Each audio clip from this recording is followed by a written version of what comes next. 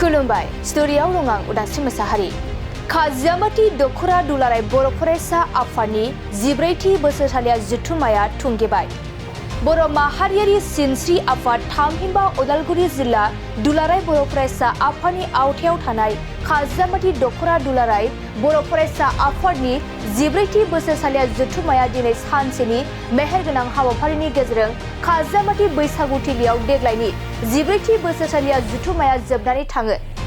सानसेनि हाबाफारिजों खुंनाय देग्लायनि 14थि बोसोरसालिया जथुम्माया फुंबिलि समाव एबसुनि गोथार आरज मेथाइ रोजाबनाय आरो आफादनि गोथार फिरफिरा बिरहोनायनि गेजेरजों जागायो। उदालगुरि जिल्ला दुलाराय बर' फरायसा आफादनि लोगो आफादगिरि धरणी बर'आ आफादारि बिथिंखौ नोजोर बोनानै बिबुंथि लाखिनायनि गेजेरजों बेखेवना होलांनाय दिनैनि गेवलां मेल हाबाफारियाव गाहाय आलासि महरै बाहागो लायो मिरु दुलाराय बर' फरायसा आफादनि सुबुं फोनांजाब नेहाथारि लोहित चन्द्र बर'आ। दिनै खाजियामाति दखरा एबसुनि 14थि बोसोरसालिया जथुम्मा बिथांमोना सानसेनि हाबाफारि लानानै मेहेरगोनाङै बिथांमोना खुंदों आरो बे समाव गेवलां मेल बे गेवलां मेलाव हांख्रायनाय बायदियै बेवहाय आं बाहागो लाफैदों आरो बेवहाय बाहागो लानानै जोबोद गोजोननाय मोन्दों। बे खाजियामाति ओनसोलनि साफ्रोमबो रायजो राजा फरायसा बिथांमोना बेवहाय बाहागो लाफैदों आरो बिनि थाखाय आङो दुलाराय बर' फरायसा आफादनि जानानै खाजियामाति दखरा एबसुनि मानगोनां बिबानगिरि बिथांमोनखौ आं साबायखर बावदों। लोगोसे खाजियामाति दखरा एबसुनि बे सानसेनि जि हाबाफारि लानानै बोसोरसेला जथुम्मा खुंनाय बे फुंनिफ्राय बाहागो लानानै नैबे गेवलां मेलसिम खाजियामाति ओनसोलनि साफ्रोमबो रायजो राजाफोरा बाहागो लाबाय आरो फरायसा बिथांमोना बाहागो लाबाय। बाहागो लानानै जाफुंसार होनायनि थाखाय आङो बयनिसिमबो आङो बे समाव साबायखर बावहरदों। फैबाय थानाय समाव दुलाराय बर' फरायसा आफादा मा मिशनफोर लानानै खामानि मावलांगोन दा बिनि सायाव रायजो राजा बिथांमोनजों सावरायनाय जादों।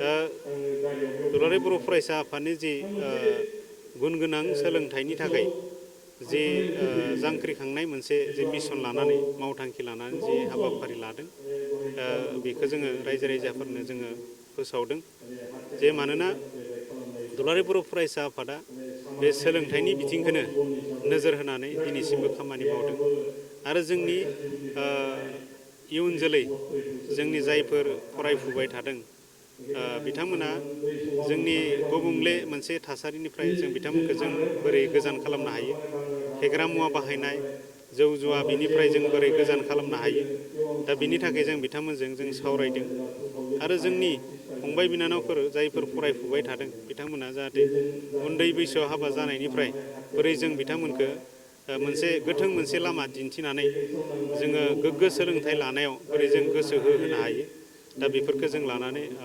सावरायदों आरो बेखायनो जों आसा खालामदों जे जोंनि इयुन जोलै जोंनि जायफोर फरायफुबाय थादों बिथांमोननि गोग्गो सोलोंथाइ लानांगौनि थाखाय आरोबाव दुलाराय बर' फरायसा आफादा जेरैबायदि खामानि मावनांगौ जेब्लाबो खामानि मावलांबाय थागोन आरो बेखौनो खावलायनो सानदों जे दुलाराय बर' फरायसा आफादनि मोनफ्रोमबो हाबाफारिफोराव जाहाथे जोंनि साफ्रोमबो ओनसोलनि गुबुन गुबुन माहारियारि आफादनि दैदेनगिरि मेलेमजिबि बिथांमोन आरो साफ्रोमबो रायजो राजा बिथांमोना जाहाथे मदद होलांबाय थायो दा बिनि थाखाय आङो बयखौबो खावलायहरनाय थाबाय।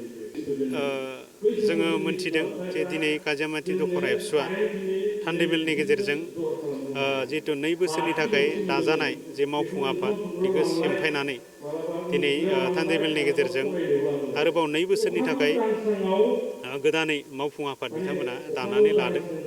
दा बेवहाय जायफोर दिनै गोदान मावफुं आफादनि आफादगिरिखौ लानानै गाहाय नेहाथारि आरो गुबुन गुबुन बिबाननि बिबानगिरि बिथांमोनखौ आं गिबियाव आङो साबायखर बावदों आरो बिथांमोननिसिम आङो हामग्लायनायखौ बावदों आरो आसा खालामदों बिथांमोना गोदान बिबान लाखांनायनि उनाव समायखिरा लाखांनायनि उनाव जाहाथे बर' हारिनि माहारियारि बादखौ हमथानानै जाहाथे बिथांमोना खामानि मावलाङो।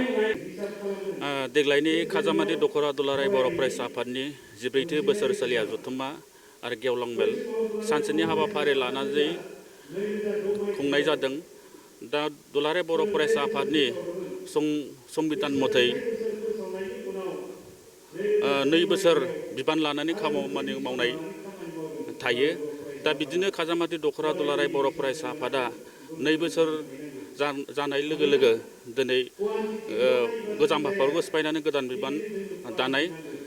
दा दिनैनि समाव खाजामाथि दख'रा दुलाराय बर' फरायसा आफादा नि माखासे दैदेनगिरि आरो माखासे समाज सिबियारि आंखौ फिन 2 बोसोरनि थाखाय गोदान आफादगिरि सायख'बाय। दा आङो गोसोखौबो गोजोननाय मोनदों आरो दा 2 बोसोर बिबान लानानै आङो खाजामाथि दख'रा दुलाराय बर' फरायसा आफादनि आफादगिरि जानानै आं गिबियावनो सोलोंथाइ बिथिङाव मावगोन, लोगोसे समाज फोसाबनायाव खामानि मावगोन। दा बे जोंनि गोदान बिबान मोननायनि मोनसे फार्स्ट एजेन्डायानो जाबाय सोलोंथाइनि बिथिङाव मावनाय।